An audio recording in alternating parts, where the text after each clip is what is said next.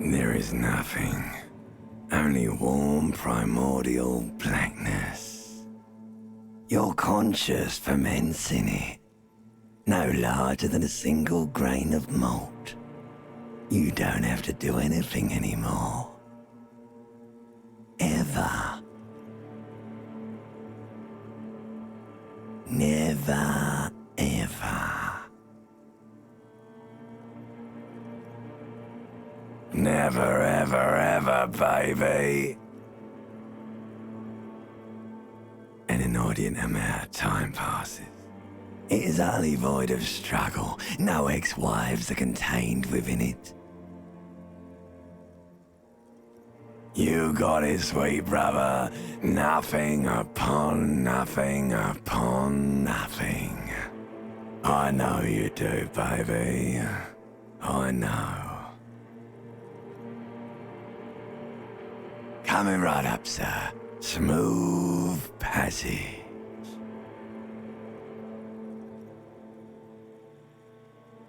All right. Nothing down to fuck all, borough. Great choice, Elder One. It has always been like this, and it always will. The song of death is sweet and endless. But what is this? Somewhere in the sore, bloated man-meat around you. As like a fly to the ointment, your conscience sticks to it. The limbed and headed machine of pain and undignified suffering is firing up again. It wants to walk the desert, hurting, longing, dancing to disco music.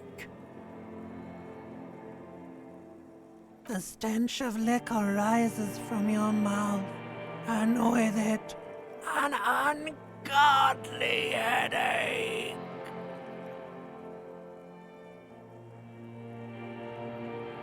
A fiery streak penetrates your skull, trying to force your eyes open. It's a sound, a clarion call from hell. Somehow, you know what it is. A Caprice Canadian motor carriage.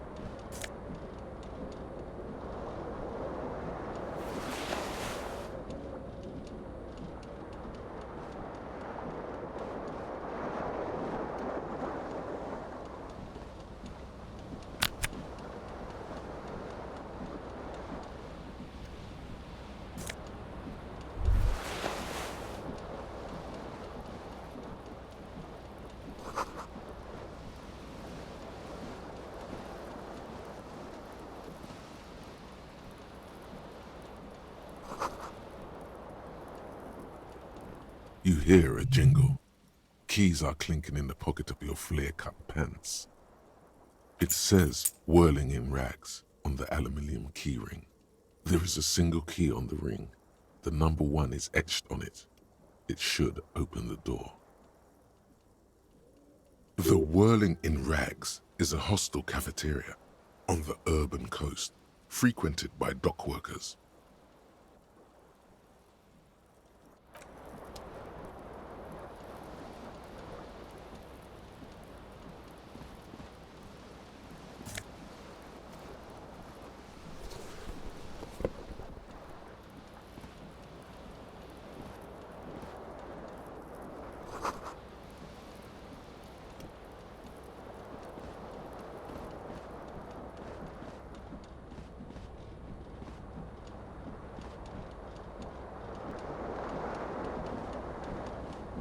This fan has two chain pull switches. One ends in a tiny fan, the other in a light bulb. A truly horrific necktie has somehow attached itself to one of the blades.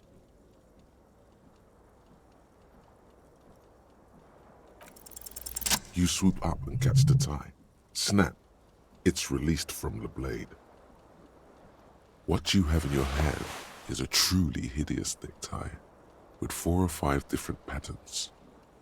The knot reminds you of a noose.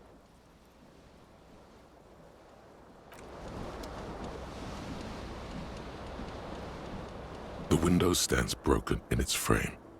Cold wind blows in. The morning light hurts your eyes. It's hazy, but you see the ocean and some war-torn buildings.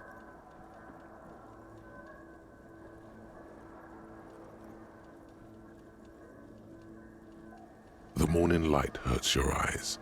It's hazy, but you see the ocean and some war-torn buildings. The shards face outward. Whatever broke this window came from the inside. A fine web of scarring covers the back of your right hand, but none of it is recent. More likely a projectile than a held object. There are no fragments on the floor from pulling a tool back in after impact. It is too large for a bullet, yet too small for a piece of furniture. You're looking for something heavy and larger than your fist. The single green shoe you found fits the hole almost as well as your foot. It would have also been heavy enough if thrown with force. Congratulations, you smashed the window with your own shoe. Now you only have one. If you're lucky, you could still find the other one on the balcony outside. The door to it should be outside your room. You mean someone else took your shoe off and smashed the window with it? This person also forced the drinks on you.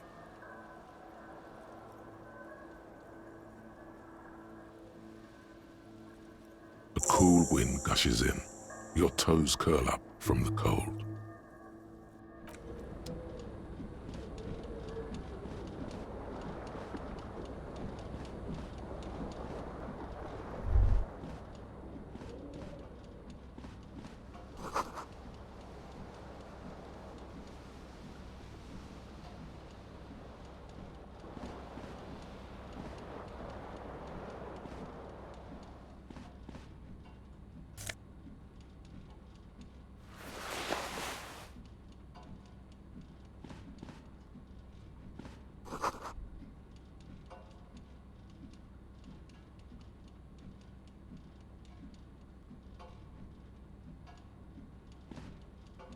A mirror hangs above a bent and broken sink.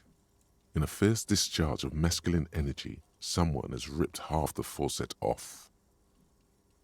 Was this not the same Elon that founds empires and lays waste to cities, virile, uncaring towards the little things? Probably not, no. Hot water sprays from the faucet's base, and steam covers the mirror. You cannot see yourself, just a vague impression of a man. Suddenly, you realize you have no memory of the face that awaits you there, underneath the soft vapor. As you slowly reach your hand towards the surface of the mirror. Abort. You clearly have not thought this through. You won't like what you see there, and you will never unbecome it. Behold.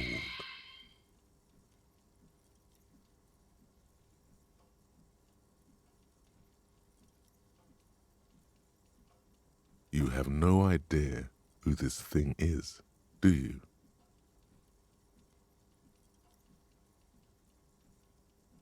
Whatever it is, at least it's dead now. There's clearly rigor mortis on your face. Oh wait, is that an expression? Are you trying to make an expression with that face? Please stop. It's horrible. You're scaring yourself. Oh my God, You can't stop. It's like it's not even voluntary anymore. You have worn that grin into your face and now it won't come off. What does it even mean? What is the emotion you're trying to convey?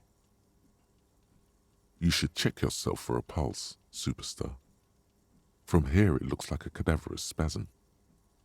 You find no sign of life on your swollen neck. However, putting your hand on your chest reveals an irregular heartbeat. You appear to be alive, for now.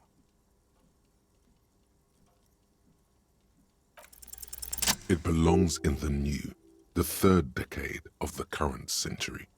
Enough time had passed from the failure of the revolution that, for a fleeting moment, free market economy seemed like the ultimate, uncontested way of life for our species.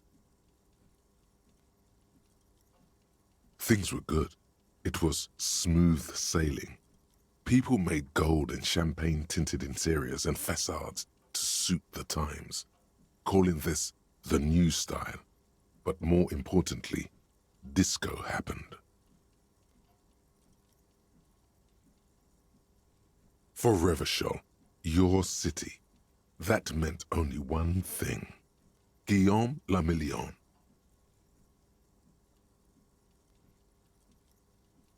If it doesn't rhyme, you're not pronouncing it right. Out of the dazzling swirl of disco music, in an open-air boîte de nuit, somewhere in Revachol West, Guillaume's blonde mane appeared on the screen. He sang some bullshit. Then he made the expression. You have some understanding of the near history of disco. The rest is darkness, aside from the useless fact that the motor carriage outside was a caprice cinema. Everyone loved it. Maybe you thought some of the stardust would rub off on you. Maybe it did. Either way, it's all gone now. Only the grimace remains.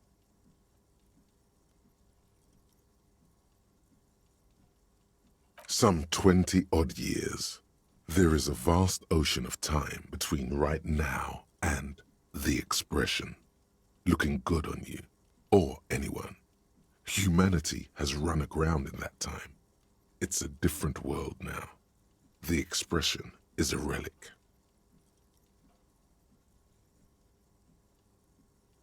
It doesn't have to be. You can swoon over Guillaume and his champagne-corked smile whenever you want to. Maybe some of the stardust will return.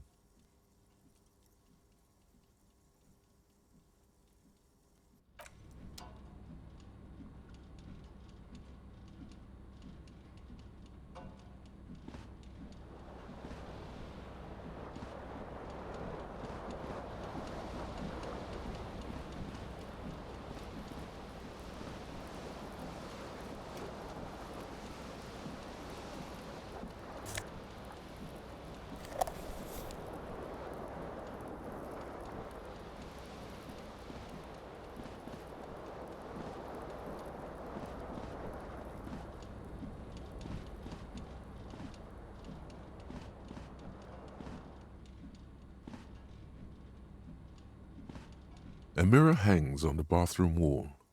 In it, your face, adorned with the expression.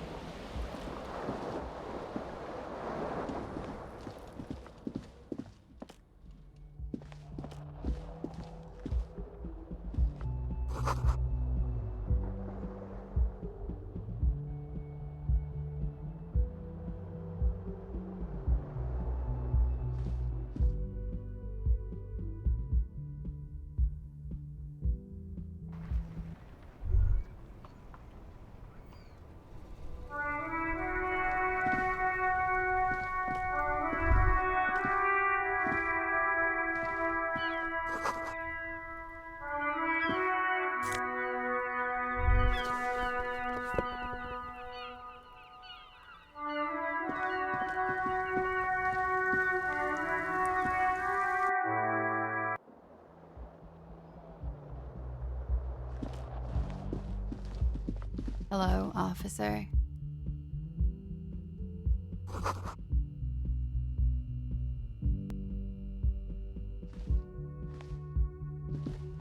The young woman raises a cigarette to her lips. Her eyes are brown and her face is speckled with birthmarks.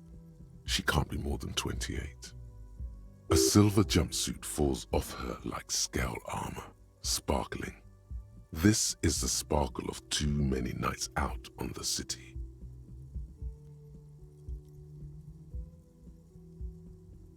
No.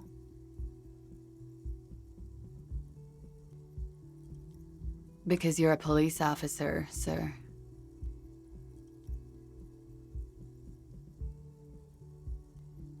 I am, yes. Unless you've been feeding us a set of very well-rehearsed lies all this time. You've been here for 3 days, on official police business, no less. Couldn't say. In truth, so far, mostly drinking. You have no doubt about the drinking, but do you strike yourself as a tight-lipped drunk? She must have heard something.